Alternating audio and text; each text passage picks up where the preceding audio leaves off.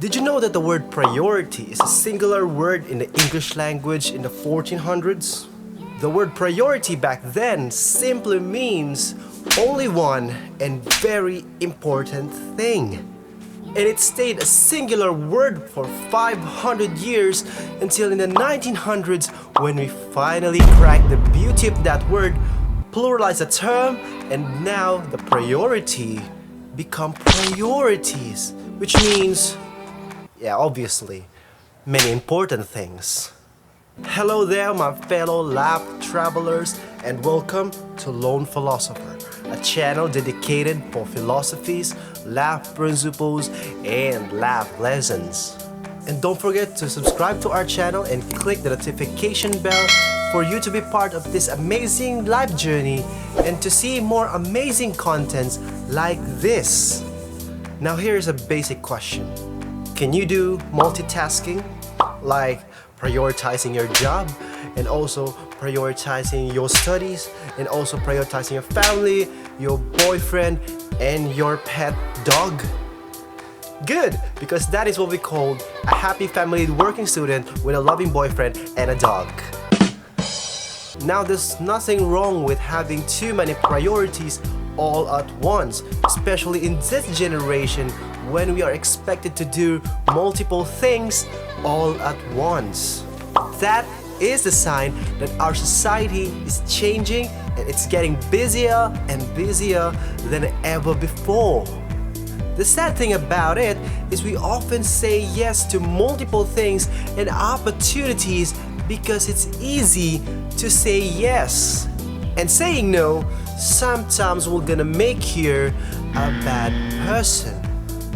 If you have this kind of experiences, then welcome to the world of Essentialism. Well, what is Essentialism at its core? According to McKeon, the author of the best-selling book called Essentialism, The Disciplined Pursuit of Less, basically, Essentialism is the practice of saying no and focusing only on what is truly important.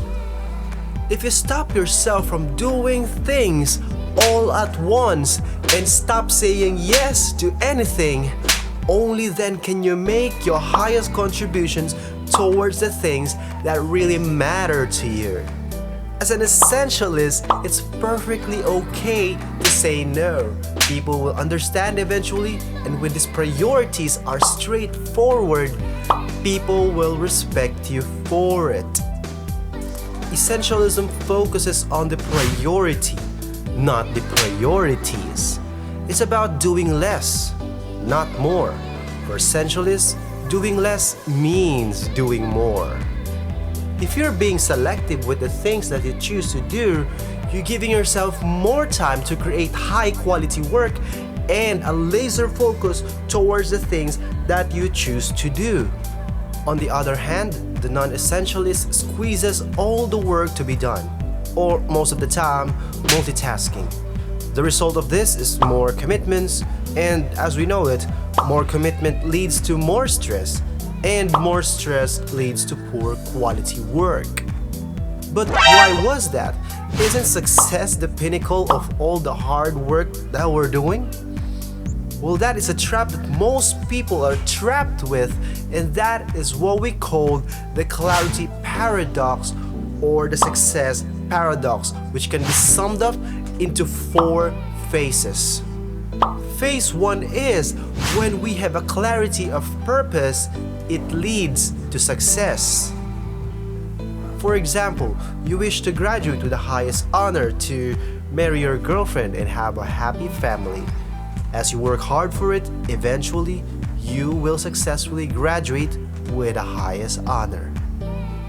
If we have finally attained success, phase 2 is that when we have success, it leads to more options and more opportunities. For example, since you graduated with the highest honor, then surely more job opportunities are available to you. It's only on your decision on what job to pursue. Ideally, we pursue a job with a professional career at its core and the highest paying salary. The phase 3 is that when we have increased options and opportunities, it leads to diffused effort. The more options and opportunities, the more you need to spread out your energy to get all things done.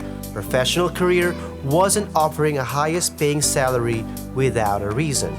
Your profession expects you to do things that can't be done by an ordinary employee. And as those things are successfully done, more and more options and opportunities are opening for you. And finally, phase 4 is that diffused efforts are blurring the very clarity that leads to our success in the first place. Remember your goal earlier in wishing to graduate with highest honor? It is to marry your girlfriend, right? For you to have a comfortable life by finding a decent job. But have you ever wondered how your wife is right now? Are you still having a quality time with her? Do you still have the energy to take her out and date her? Or you just laid on your bed by a tiring whole day working? And imagine doing it every day for the rest of your life. If I am your wife, I'm not happy to see you laying on that bed and not massaging my back and not saying I love you to me. Aww.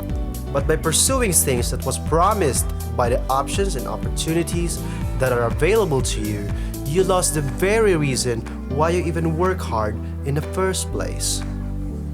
In the phase 1, we clearly have a certain goals to achieve. But as we succeed to the goals we've established in the first place, it opens up to many doors available to knock. Majority of them are pleasing in the eyes, like marrying this girl, or take care of this pet, or avail this promotion course, and many more.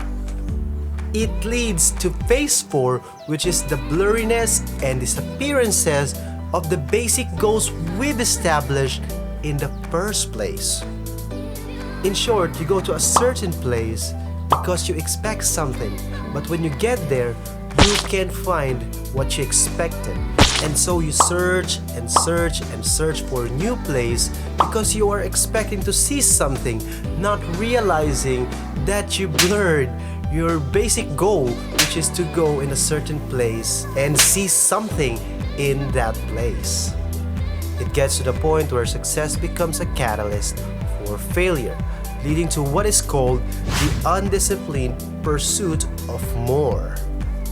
And the good thing is that there is an antidote, and that is the disciplined pursuit to less, but better. Exploring critical things and doing what is essential. With the disciplined pursuit to less, we can avoid the clarity paradox or the success paradox. But how can we do it? Well, here is how we do it. The first thing is using more extreme criteria in making decisions. Search within yourself by asking more deep questions. Choose the most essential things that you really need to do. If so, prioritize it and only it. The next thing is beware of the endowment effect, which is our tendency to value things when we own it. Instead of asking, how much do I value this item or opportunity, we should ask, if I did not own this item or have this opportunity, how much will I pay to get it? For example, instead of asking, how many amazing things can I do with the latest smartphones available on the market, we should ask ourselves, how much will I pay to get this phone? Or is it worth to buy that new phone, since my old phone is still working very well? There are also ways to avoid the clarity or the success paradox, and that is to practice essentialism every single day. We have come up with the 8 tips on how to apply essentialism in your life. Number 1 is that realize that you have a choice.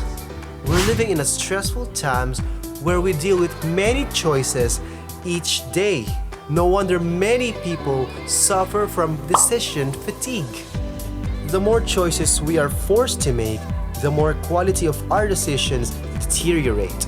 Realize that whatever food is on the table, you always have the choice on what to eat.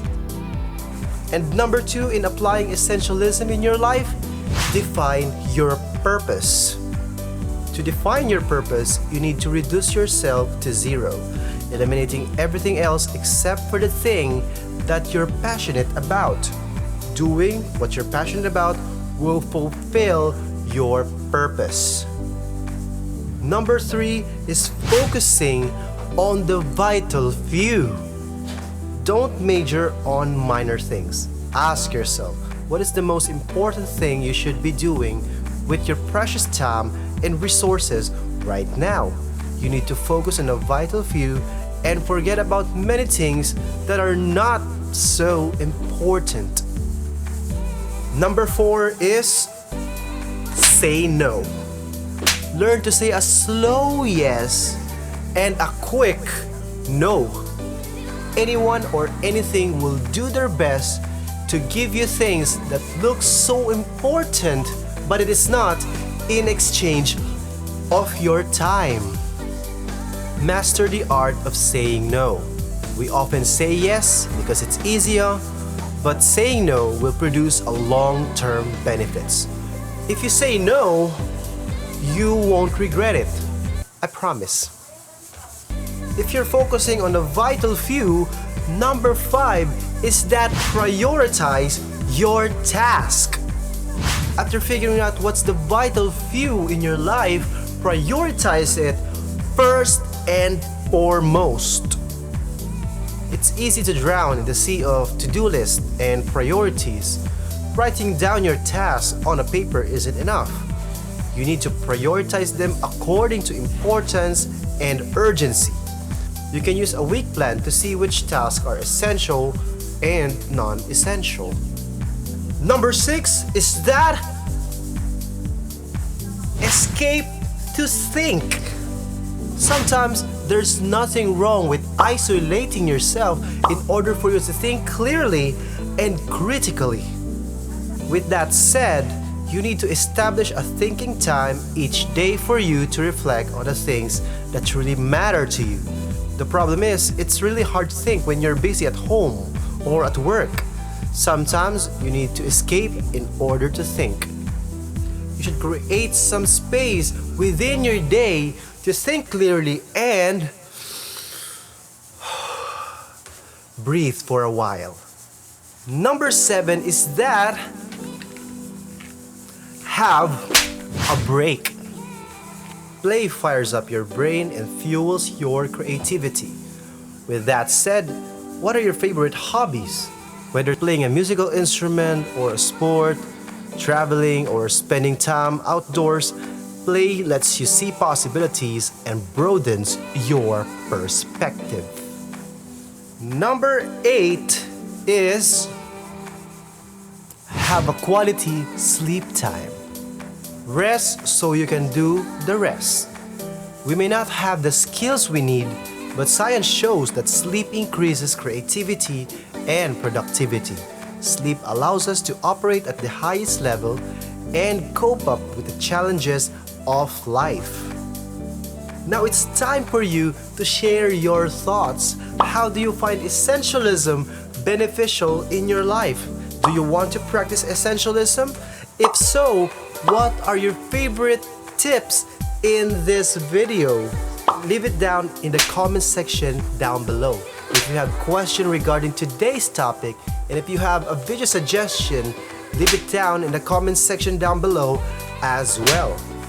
And don't forget to subscribe to our channel and click the notification bell for you to be part of this amazing life journey and to see more amazing contents like this.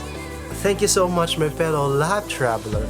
We appreciate your precious time watching this video. And as always, learn to love the wisdom.